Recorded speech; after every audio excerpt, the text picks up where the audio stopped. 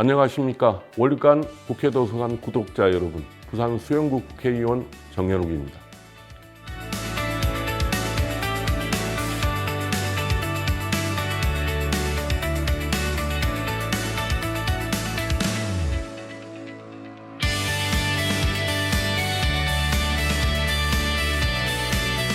제가 실제 동아일보에서 근무할 때 읽었던 게 로마인 이야기였고요. 저는 시저 부분을 가장 감명 깊게 들여다봤습니다. 어떻게 보면 가장 공화정을 얘기하다가 전격적으로 사실상 제정으로 넘어가는 과도기에 있었고, 당시에 로마를 가장 영토를 넓혔던 사람인데도 불구하고 왜 실제 언론에서 암살을 당해야 될 수밖에 없었던지.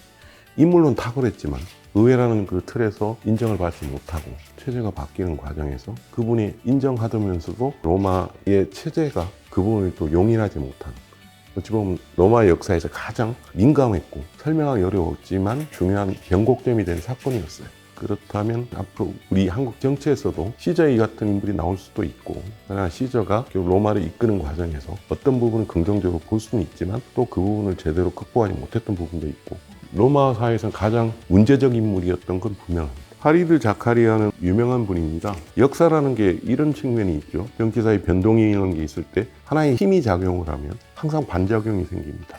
그렇다면 우리 사회도 하나의 현상 한쪽으로만 볼 게 아니라 이 현상이 어떤 식으로 비춰질지, 그리고 어떤 역작용을 초래할지를 항상 염두에 두고 가야 된다는 거죠. 모든 하나의 가치를 놓고 정치 투쟁도 벌이고 노선을 가지고 정치 현장에 항상 벌어지잖아요. 그런 부분들에 대한 이해를 가장 여러 케이스를 통해서 설명했던 측면이 아닌가 싶습니다. 자기만의 주장이 옳은 게 아니라 항상 하나의 생각이 상대방이 어찌 볼지 항상 염두에 둬야 된다는 거예요. 그런 부분에 대한 구체적인 사례가 있지 않았나 싶습니다.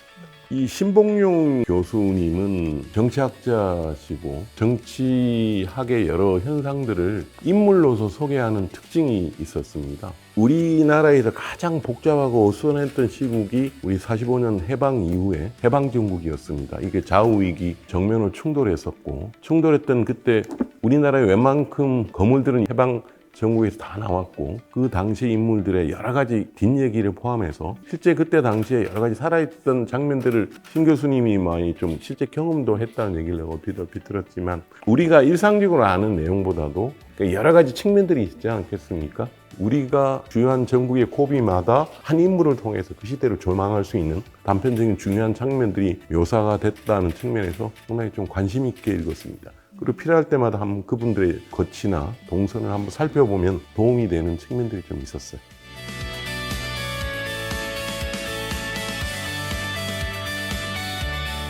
세계의회도서관 총회는 시의적절하다고 생각이 듭니다. AI 시대를 맞아서 긍정적인 측면도 있지만 가짜 정보 이런 부분에서 오히려 정보의 폐해도 상당히 좀 심각한 사회 문제가 되고 있지 않습니까? 아마 그런 부분에서 어떻게 입법기관, 입법자와 일반 시민들 사이에 이런 괴리된 현실을 극복해 나갈 것인지, 아마 그런 부분도 상당히 고민이 있어야 될 것 같습니다. 가짜 정보나 이런 부분들과의 선을 긋고 믿고 의지할 수 있는 정보기관이다. 의회도서관이 그런 역할로 거듭날 수 있는 계기가 되었으면 합니다.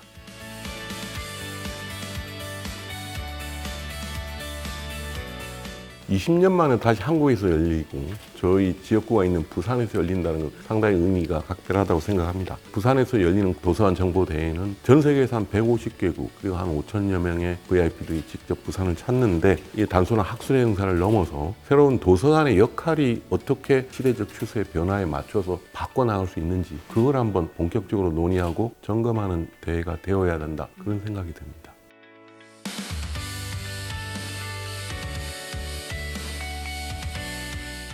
구독자 여러분, 도서관을 멀다고 생각하지 마시고 항상 이웃처럼 편하게 생각했으면 좋겠습니다. 국회도서관도 항상 이용해 주시기 바랍니다.